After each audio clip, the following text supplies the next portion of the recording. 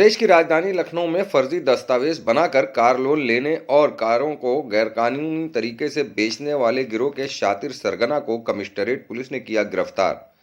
बताते चले कि बैंक से रिकवरी आने पर पीड़ितों को इस बात की जानकारी होती थी कि उनके नाम से फर्जी कार लोन कराया गया है, जिसके बाद पीड़ितों द्वारा बैंक मैनेजर से शिकायत भी की गई।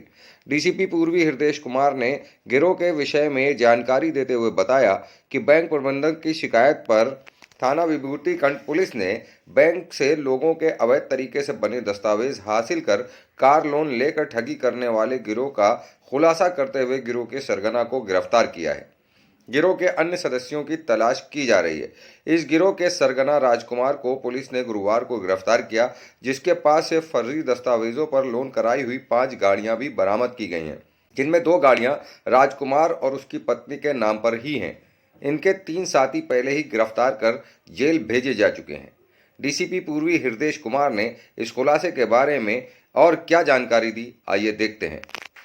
पिछले 25 नवंबर को मुकदमा एक पंजीकृत था यही विभूति खंड। एक व्यक्ति की आईडी पर अपराधियों द्वारा बैंक से लोन कराया गया, गाड़ी फाइनेंस कराई गई। उसके ऊपर जब बैंक से रिकवरी का नोटिस आया तो उसे पता चला कि मेरे नाम से लोन हो गया है, मैंने गाड़ी ली ही। पता किया गया, उस संबंध में पहले 5 गाड़ियां रिकवर करके 3 लोगों को जेल भेजा गया है। इसके संबंध में आप लोगों को पहले ब्रीफ किया गया है। उसी के क्रम में जो गिरोह का शेष सदस्य थे उनके पीछे हमारी टीम लगी हुई थी। उनमें से एक सदस्य राजकुमार को गिरफ्तार किया गया और उसके कब्जे से 5 और बड़ी गाड़ियां 4 व्हीलर बरामद की।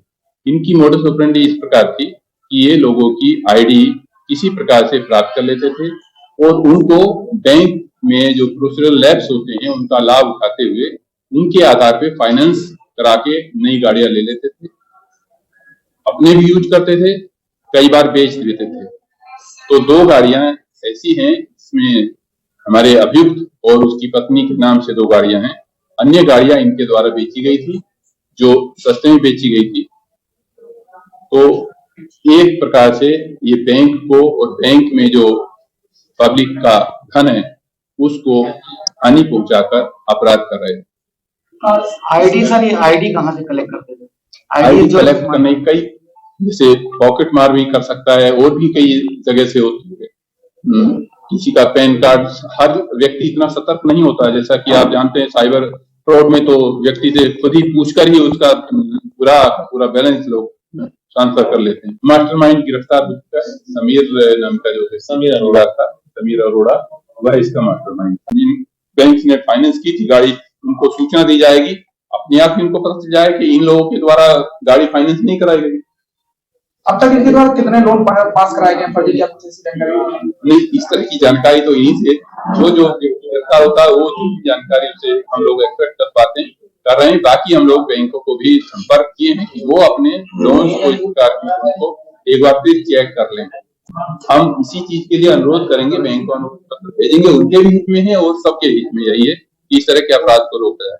यदि फिंगरप्रिंट से, हम इम्प्रेशन से यदि उसको टैली कर लेंगे तो निश्चित रूप से इस तरह के अपराधों को रोका जा सकना संभव होगा। गाड़ी बेची गई है, क्या और भी पूछताछ की जाएगी, क्या रोका जाएगा? नहीं, वो तो साक्षी है, वो तो हमारे गवाह है ही। इन्होंने बेची है, वो गवाह है। गुड फेथ में लिए कागज तो ओरिजिनल थे। एडीसीपी साहब पहले बैंक में सेवा कर चुके हैं, वो बता रहे हैं कि हाँ वास्तव में इस तरह के प्रोसीजरल लैप्स हैं जिनको यदि पाठ दिया जाए तो इस तरह की धोखाधड़ी कम हो जाएगी। हम निश्चित रूप से बैंक को इसके संबंध में सूचित करेंगे कि इस तरह की सावधानी बरती जाए जिससे कि भविष्य में इस प्रकार के अपराधों को रोका जा सके। सर, ये जो गिरोह है, इस गिरोह में किस तरीके से बैंक से टाई अप किया जाता है? बैंक कुछ कर्मी भी क्या इसमें संलिप्त पाए जा रहे हैं?